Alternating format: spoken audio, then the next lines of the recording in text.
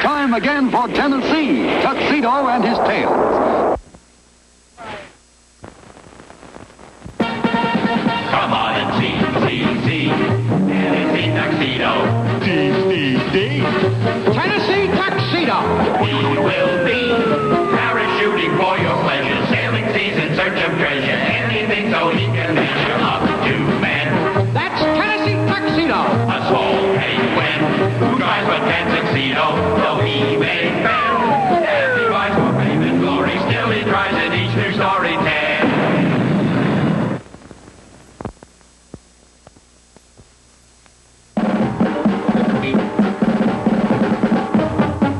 Things were really jumping at the Megapolis Zoo. For Jeroboa Jump, the famous jumping mouse, was breaking in a sensational new act. Oh, he jumps through the air with the greatest of ease. The daring young mouse, all the clown he does please. Look at that, Chumley. The big show-off. Why, he's nothing but a shriveled-up kangaroo. Strictly on no talent. I think he jumps pretty good. Well, what would you think if I get back twice the audience Jeroboa has? How are you going to get people to watch you instead of Jeroboa? How? By becoming the most famous penguin in the world. Hey, that's a great idea. How do you get famous? That's the only detail I haven't worked out yet. But something will hit me. Believe me, something will hit me. Ow! Hey, something hit you right away. Why can't that kid learn to throw the newspaper where it belongs? Why can't he hold everything? Now I know exactly what will make me famous. Gee, Tennessee, what is it? They come to watch Jeroboa make those puny little jumps, right? But they'll stampede to see the penguin who's gone all the way. You mean? I'm going to be an astronaut, the first to reach the moon. That's how I'll get famous. Gee, Tennessee, won't you be scared to be an astronaut? Don't be ridiculous, Chumley. I won't be scared at all. And neither will you. Me? And after a hurried escape from the zoo, our heroes were soon on their way to Cape Canaveral. And we're convinced that space is the road to fame. We want to be the first Earth penguin and walrus to reach the moon. Right, Chumley? Will, now. It's nice of you to offer. But, well, you know, a penguin and a walrus. I mean, really. I'm afraid it's impossible. Gee, that's really a shame. Well, let's go, Tennessee. Hold on, Chumley. We are not leaving until we get into space. Oh? Is that your final decision? Absolutely. Either we go into space or we don't go anywhere. Very well. Gee, Tennessee, maybe they don't want it. We'll show them, Chumley. We're going back to the zoo and get Stanley Livingston to start his own space program. So naturally, Stanley, we thought of you. Picture it. Your face in all the papers. Director of Megapolis Zoo starts moonshot program. And we'll let you put us in the driver's seat. I wouldn't trust you to drive a tricycle. Now get out and stay out. Now, hold on, Stanley. Think of the publicity. Think of the... now, hold on, Stanley. Stan, baby. Tennessee. Hey, boy. Looks like he's unconscious. He's really down for the count. Down for the count. Down for the count. Down for the Countdown. Ready for the countdown. Ready for the countdown. All right, let's get ready for the countdown. Men, prepare for launching. Well, this is it, men. Your target for today is the moon. I want you to plant the Megapolis Zoo flag on the moon and return. Understand? We plant the zoo flag and maybe they'll grow lots of little flags. And Quiet, Chumley. You can count on us, Stanley. Good. You'll be the most famous penguin and walrus in the world. Good luck and happy landing.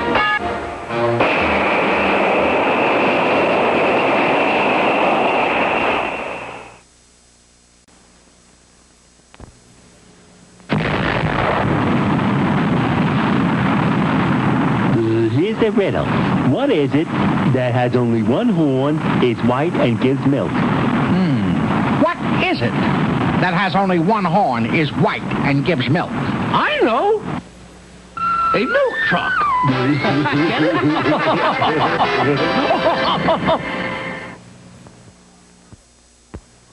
All right, Chumley, set course for the moon. Okay, Tennessee. Which way is the moon? Which way? Why, up, of course. Up, but I can't see it, though.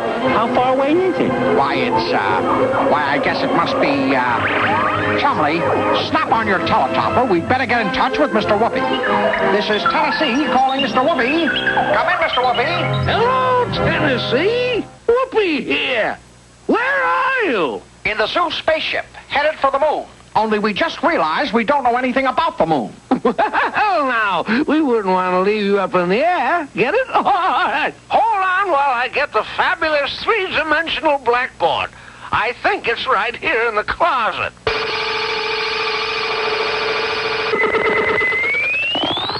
I guess he found it. Turn up your view scope and we'll see what the 3D BB can tell us about the moon. Okay, Mr. Whoopi.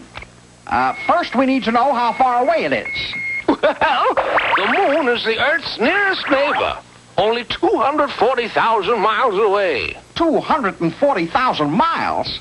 That's pretty far. What if we miss it? How big is the moon? It's much smaller than the Earth, Tennessee. Why, if the Earth were hollow, it would hold about 50 moons. We're just trying to find one.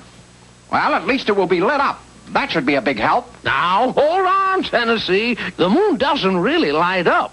You see, it doesn't give off its own light the way the sun does. But it always looks bright at night. No, not always. You see, the moon simply reflects the light that shines on it from the sun. And we, here on Earth, only see the part of the moon that the sun lights up. Once each month, the sun, Earth, and moon are in this position, with the Earth in the middle. Then the sun can shine on all of the side toward the Earth, and we see the moon as a full circle. But 2 weeks later, the sun, Earth, and moon are in this position, with the moon in the middle. Then the side of the moon toward the Earth is not lit up at all, and the moon seems to have disappeared. In between times, as the moon circles around the Earth, we see only a portion of it lit up like this. Yeah, but what does the moon really look like, Mr. Whoopi? Is there really a man in it? No, Chumley. That's just the shadows caused by the mountains and plains on its surface. There are also giant hollows called craters. And I hope you boys took along lots of supplies because, unfortunately, the moon has no water and no air. Maybe we could still go back. Sit down, Chumley. Not only that, but the days there are very hot. The temperature goes up to the boiling point.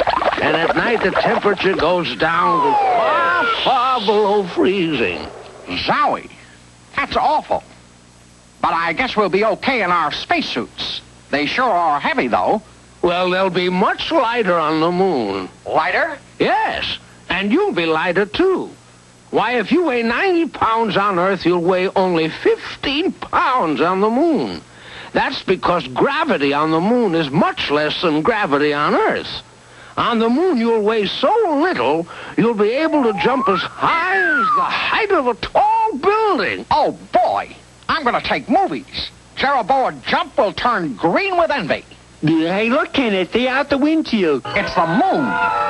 Signing off, Mr. Whoopi. Over and out. We're going in for a landing. Fire the retro rockets, Chumley. The retro what it? The retro rockets. The things that slow us down. Those red buttons in the middle of the instrument panel. Hurry up, Chumley. The moon is coming right up in our laps. I pushed all the buttons, Kenneth, and nothing happened. We're going to crash. We're going to hit the moon. Abandon ship. Get ready to jump. Get ready to jump. Get ready to jump. Get ready to jump. Jump. Jump. Jump. Jump. What happened? What are all those people laughing at? They're laughing at you, Tennessee. Boy, you sure were funny when you were dreaming. And you got all the people watching you instead of Jeroboam Jump. Dreaming? Watching me? Well, That's a lucky break, Chumley, because even in my dreams, my space project turned out to be a crash program.